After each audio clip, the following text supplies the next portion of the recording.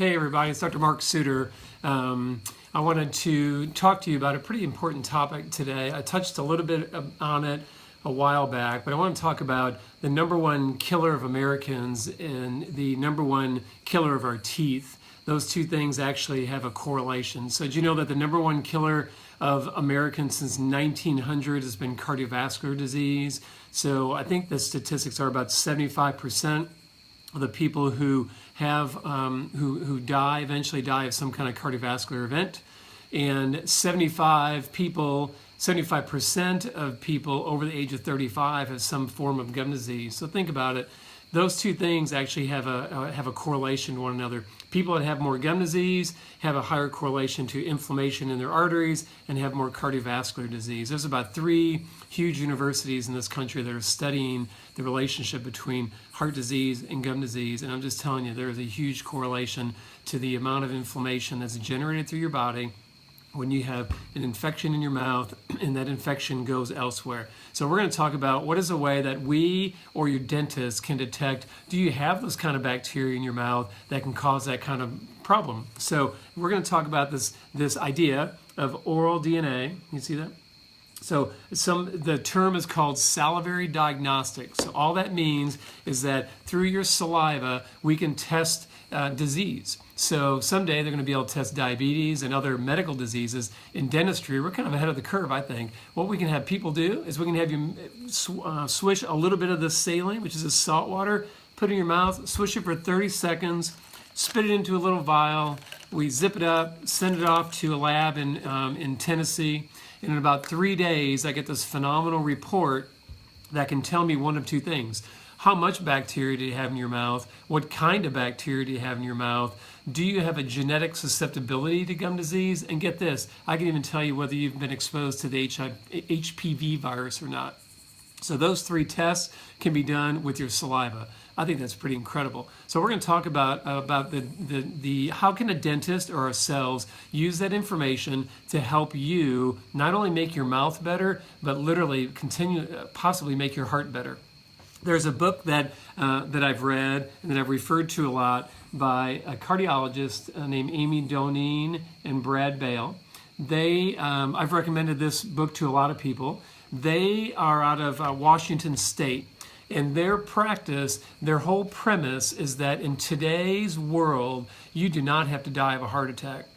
So if you do things that we know are preventive and healthy for you, they said for the first time in 117 years, people do not have to die of heart disease. So one of the things that they talked about, there's a whole chapter in this book about the dental-related disease and heart disease. So they picked a whole chapter about the experiences that they've had with their heart patients that go back to the fact that they had dental issues, and once those dental issues were resolved, their condition medically was getting better.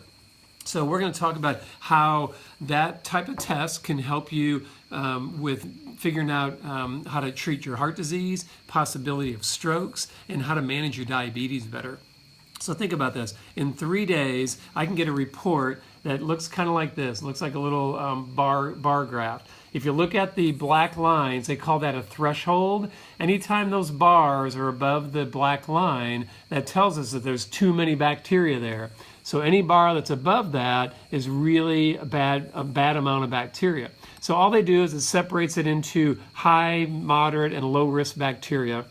But what we can do with this is we can use this information early in your treatment to figure out what you have going on in your mouth, and it's a phenomenal way to know whether you're getting better or not. So let's say that me or your dentist has recommended treatment. We do this at the beginning. We know how many bacteria are present in your mouth, and then we do some kind of treatment, whether it's surgical, non-surgical.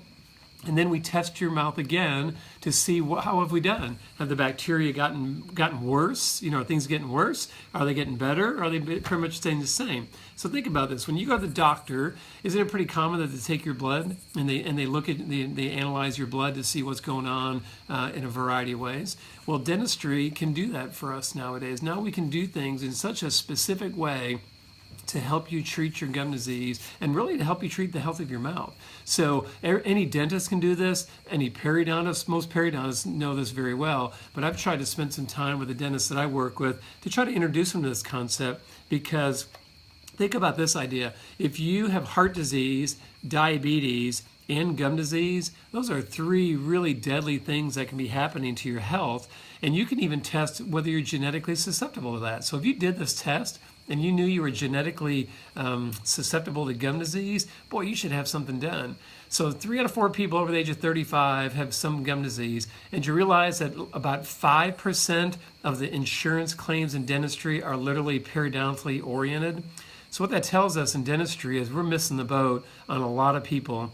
Because if we're only claiming 5% of the people who are in our offices that have gum problems, and probably 50% of them probably do, certainly a large percent if they're over 35, if you have a practice where you see patients that are over 35, 3 out of 4 of those people have some kind of gum disease that needs to have your attention. So think about this: testing your saliva. So no blood test. You don't have to do an IV, draw blood out of your arm. All you have to do is test your saliva, and you can find out phenomenal things. What kind of bacteria do you have in your mouth? Some of those bacteria have been found to be in blood clots. So one of the biggest findings is when someone discovered the fact that some oral bacteria was found in a cardiovascular clot.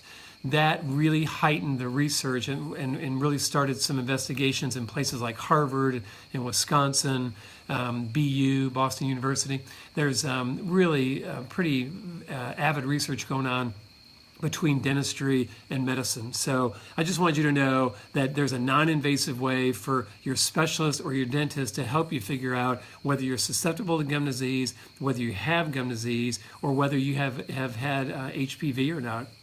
Unfortunately, a large population of college-age kids and above have been exposed to HPV, and you know that can lead to cervical cancer in women. It can lead to different kinds of cancers in boys or men. So that's another really great tool to know how to manage your health. So I hope this was helpful. I think it's a really great tool for your dentist to use to help you prevent yourself from having one of those most common diseases in dentistry, which is gum disease. So I hope that was helpful. If you have any questions, share this information if you would.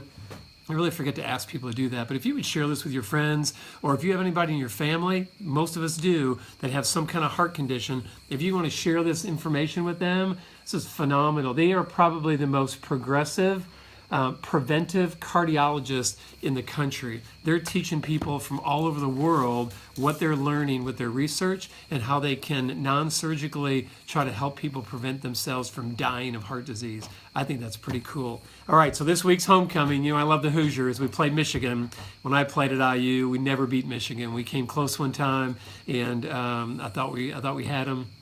And we lost in the last few seconds. So I'll be cheering for my Hoosiers on Saturday, and I hope you will too. So good night, and go Hoosiers.